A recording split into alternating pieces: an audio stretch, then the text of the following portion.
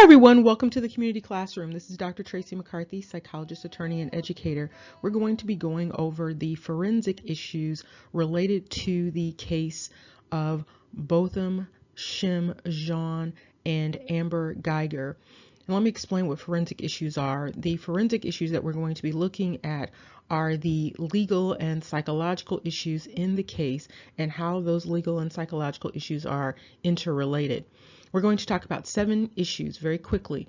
One is mistake of law. The second one is mistake of fact. Then you have the battle of rights, which are the victim's rights and the perpetrator's rights. You have the issue or the question of a prior relationship. You have the issue and the possibility of an eyewitness and possible accomplice. And then last, you have the issue of the insanity defense and its early assertion.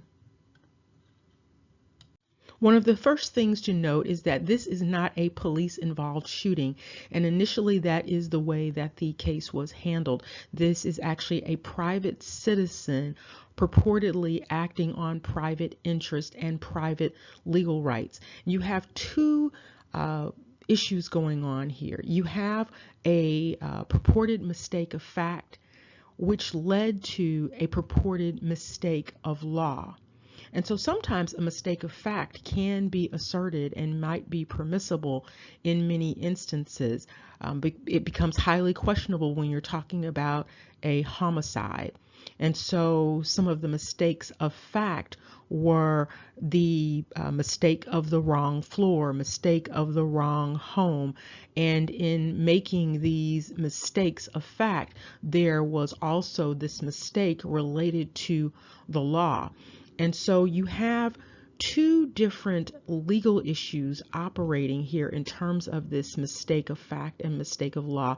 You have the Castle Doctrine. Castle Doctrine, basically, when you think about the Castle Doctrine, you think about in your home, you are the king of your own castle, or you're the queen of your own castle. And so in the Castle Doctrine, basically you have no duty to retreat when someone has entered your home and has threatened you or your family. Think about a home invasion, a burglary, a criminal trespass. And then you have this issue of stand your ground, which basically is extending the Castle Doctrine outside of the home, where you don't have a duty to retreat when you feel like you reasonably believe you're being threatened and there may be the potential use of deadly force. And so in this instance, you have a mistake of fact, or that's the allegation, mistake of fact. The person who had the actual Castle Doctrine right was Botham Shem Jean. Amber Guyger allegedly is asserting that she mistakenly believed that she was in the wrong home, therefore transferring this Castle Doctrine right to herself. In this instance, however, she had no actual Castle Doctrine right. Even if you're going to look at the issue of stand your ground, does she have a right to assert stand your ground? She's outside of her own home. She's in a situation where she purportedly believes the need to use deadly force. Well, there's where you have this competition of rights. She may be able to assert a sort of stand your ground assertion, but there would be the need to overcome the issue of the Castle Doctrine, standing your ground in someone else's home where they have no duty to retreat. And you have to note that in most jurisdictions, when you're going to assert something like stand your ground, you have to not be in the wrong. You can't be engaged in some criminal activity and then attempt to assert stand your ground. You can't be an initial aggressor and then attempt to use stand your ground. And in this case, they've been talking a lot about the issue of manslaughter, but you have another issue that is going on here. So you have a criminal issue prior to the criminal issue of manslaughter, and that criminal issue is a home invasion issue, a criminal trespass issue.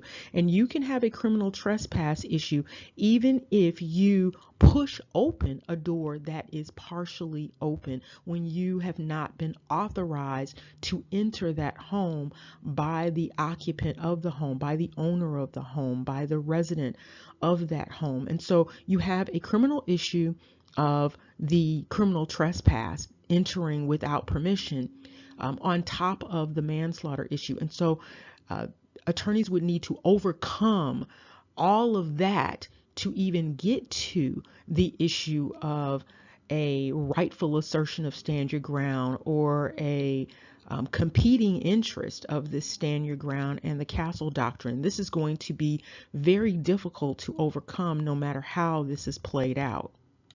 Another issue asserted by one of the attorneys is the question of a prior relationship. There is the question of whether or not there was a noise complaint or some other prior relationship. And so that brings into question the validity of this mistake of fact and mistake of law. There's also the allegations that there might have been knocking on the door and requesting entrance. There's also another allegation, and some people might have assumed that this allegation was about Botham Jean perhaps making this assertion in terms of after the shooting. There is an allegation that there was a male voice asking, "Why did you do that?" And this brings into question whether or not there was a second party to this shooting. Was there an accomplice, or was there another eyewitness?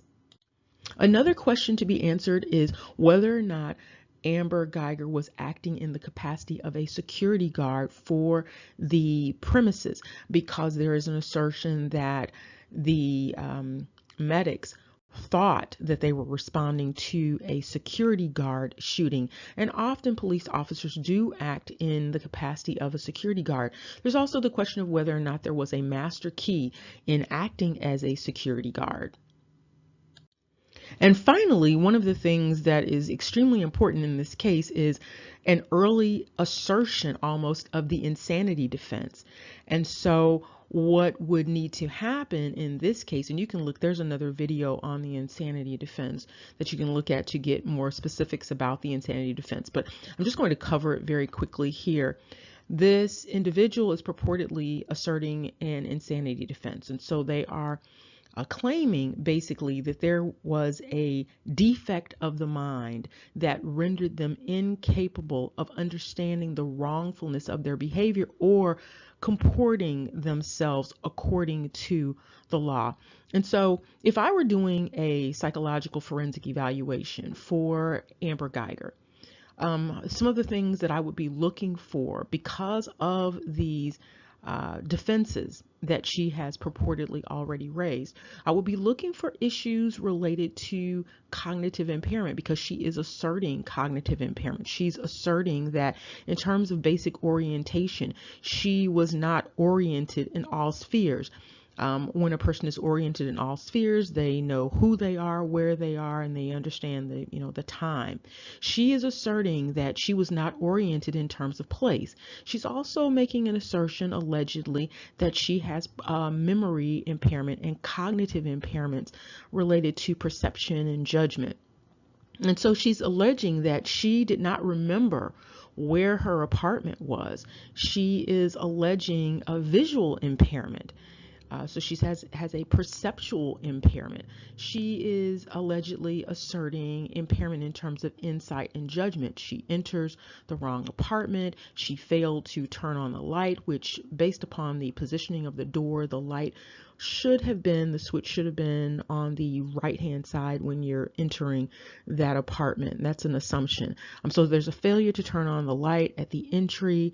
There's also a perception of the right to enter an apartment that was not her own apartment. And so you're talking about some very serious cognitive impairments that are allegedly being asserted related to orientation, memory, cognition, judgment, visual perceptual dynamics going on here, and poor insight overall. And these are also issues that go to the dynamic of police work in and of itself. And it is important to note that when you have situations like this, a forensic psychological evaluation should have been done immediately so that you can get an understanding of the mental state as close to the time of the crime as possible. You don't want to wait too far into the future to get that evaluation, particularly if you are trying to assert an insanity defense, because insanity is about the state of mind at the time of the crime commission, not at the time of trial or any other time after the time of crime commission. Another issue to note is that early on, when the case was handed over outside of the Dallas Police Department for further investigation, one of the things that was noted by the police chief was this initial belief that this was a police-involved shooting and a recognition that something else was actually going on. And so I don't know if people missed that the police chief said that very early on in talking about transferring that investigation over. Another issue to remember is that there is very limited direct information out there right now. And so many of the questions that people have, they will require some time to answer and some time to get through that investigation to figure out exactly what is going on. And if anyone is wondering about that search warrant, a search warrant in this case was warranted. And you don't just go in and do an investigation in a homicide situation and think that you can just go through a person's home simply because that's where it took place. You still have to get a search warrant if you believe that there are certain things there, and there was a belief that all sorts of things were going to be found in the apartment. There were some things that presumably should have been in plain sight, particularly issues related to drugs and things like that. Otherwise, why would the police be searching for that sort of thing? One of the important things is that they were looking for surveillance equipment. And so hopefully they were able to acquire that, and that has given them more information to go forward with this case and trying to understand exactly what took place versus basically depending on the testimony of the alleged perpetrator. Remember, knowledge is power. Take care and see you soon.